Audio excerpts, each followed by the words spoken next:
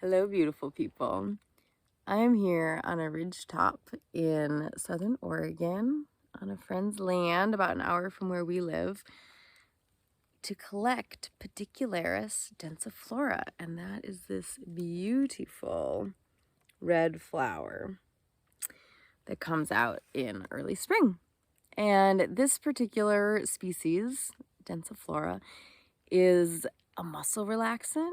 So we love to use it if we've used our bodies too hard and our muscles are tight and sore, or if we've pulled something and there's muscle tension because of that. It actually, tension is the key word for Pedicularis densiflora. So if you have a headache that's connected to tension, whether that's physical tension, emotional tension, Pedicularis may help address that. It's good for helping the body and the nerves calm down after emotional stress, emotional tension. Some of our favorite herbalists like to recommend it before intimate time with the beloved to just help relax and get into the zone for that. And some herbalists work with it to help unwind really deeply stored trauma, as most of our trauma is deeply stored in the body. Pedicularis seems to have a way with helping us through that. So you'll be learning more on our adventure today.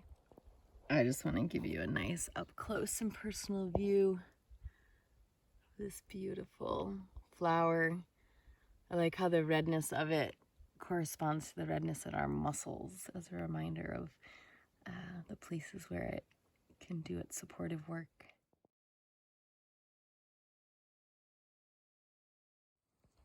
Here's another glimpse of where the Pedicularis grows. This vibe is in the medicine too.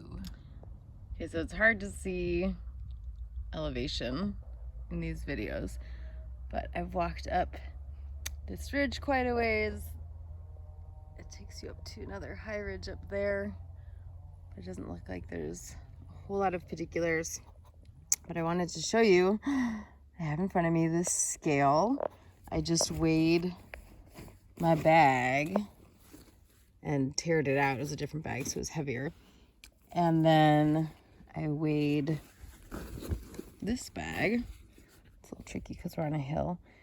And it's at 1,153 grams. And I'm going for 2,400 grams of plant material today. So I'm about halfway there.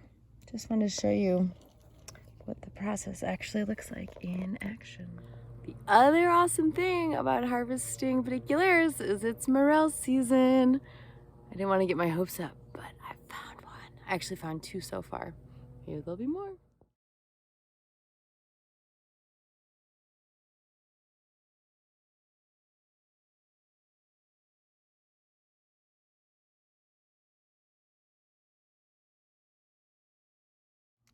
Right, so I'm now back at my friend's driveway, and I've just started chopping the Pedicularis, flowers, greens, and all, and weighed out 600 grams, which is how much plant material fits in a half-gallon container.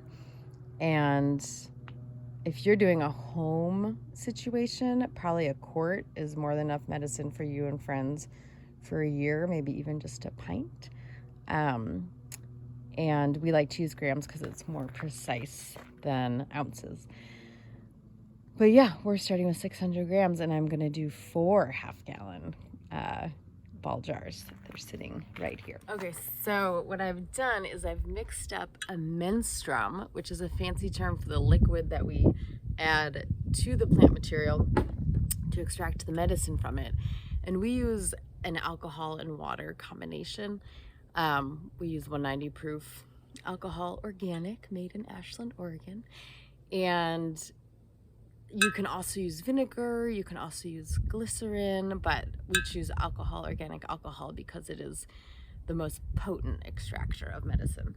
So I used 600 grams by weight of plant material. And then for the menstruum, I want to double that, but by volume. So I'm doing 1,200 milliliters of menstruum. And I'm gonna pour about half of it into half of this. This is actually only 300 grams so far. And I'm gonna pour half of the menstruum I made into it. We find that it's a lot easier to pack it in because it's a lot of plant material. I still have this much to put into this jar, but when it's wet like that, it seems to work a lot better. So I'm gonna do that and then use this spoon to really crush it down. And I'll be back in a minute with more. All right, I did it. I squeezed it all in here. Look how beautiful that is. I forgot to mention that we do a 75% alcohol to 25% menstruum. So I used 900 milliliters of 190 proof alcohol and 300 milliliters of water. And this is because it's a fairly high alcohol percentage, but that's because we're using the fresh plant material and there's so much water in the fresh plant that it's adding water to the tincture. If you're working with dry plant material, you often want a lower alcohol content. So that's something good to look up for whatever plants you're working with.